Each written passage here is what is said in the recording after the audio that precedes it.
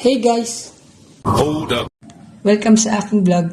Kung bago pa lang kayo sa aking channel, please like, share, subscribe, and hit nyo na rin ang notification bell at para palagi kayong updated sa aking mga videos. So ngayon, samahan nyo ako na pag-aralan ang pattern. Tara!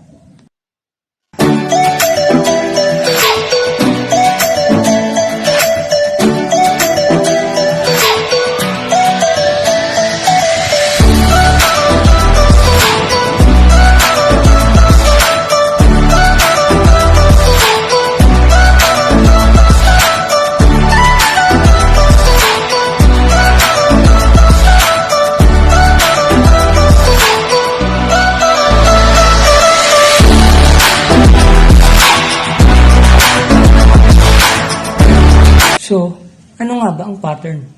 A pattern is arrangement which help observe anticipate what they might see or what happened next. A pattern also shows what may have come before.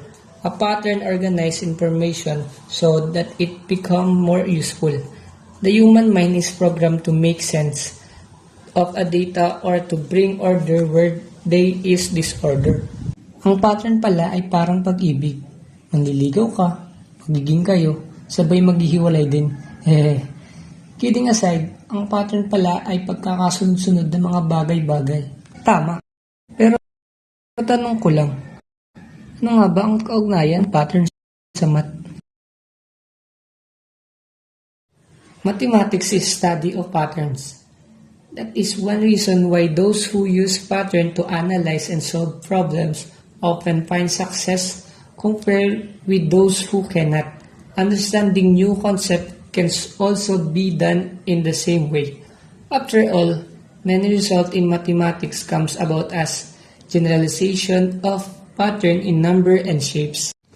So kaya pala ginagamit kadalasan ng mga shapes or pattern para mas mapadali ang pagsosolve ng isang math problem. There are 4 examples of various pattern. First is logic. Logic pattern? Ano nga ba yun? Logic patterns are usually the first to observe.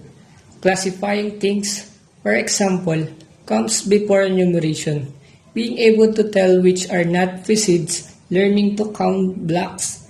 One kind of logic patterns deals with the characteristic of various objects, while another deals with order.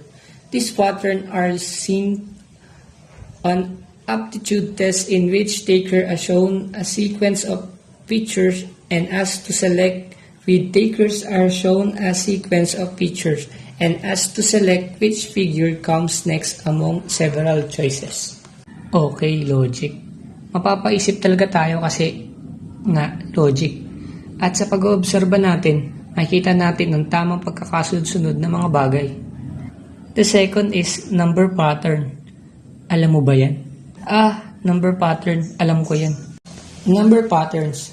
Another class of pattern is the pattern of numbers.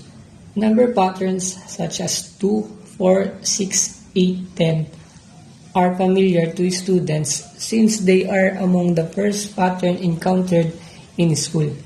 Mathematics is especially useful when it helps predict events.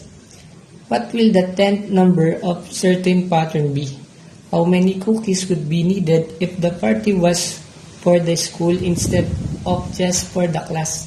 Moving on into the higher grades, students again encounter number patterns through the concept of functions, which is the formal description of the relationship among different quantities.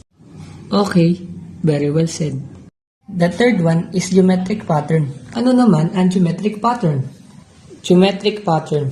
A geometric pattern is a motif or design that's abstract, shapes like lines, polygons, and circles, and typically repeats like wallpaper.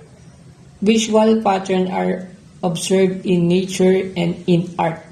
In art, patterns present objects in a consistent, regular manner. They appear in paintings, drawings, tape scripts, wallpapers, tiling, and carpets.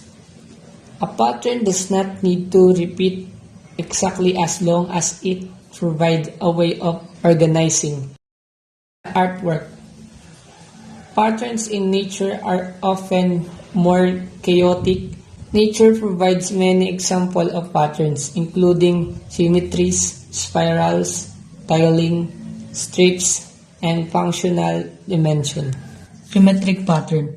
Yan yung mas madali para sa akin. Kasi mas nakikita ko yung pagbabago ng bawat pattern. So, madali kong malalaman ang kasunod na pattern.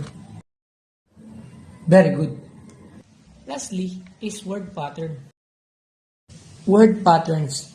Pattern can also be found in language like morphological rules on pluralizing nouns or conjugating verbs for tense, as well as the metrical rules of poetry. Each of these examples support mathematical and natural language understanding. The focus here is pattern in form and in syntax, which lead directly to the study of language in general and digital communication in particular. For example, knife, knives, life, lives, wife, wives. So ayun, natutunan natin ang mga pattern at ano ang kaugnayan nito sa mathematics. See you guys! Kita-kits sa next vlog. Peace!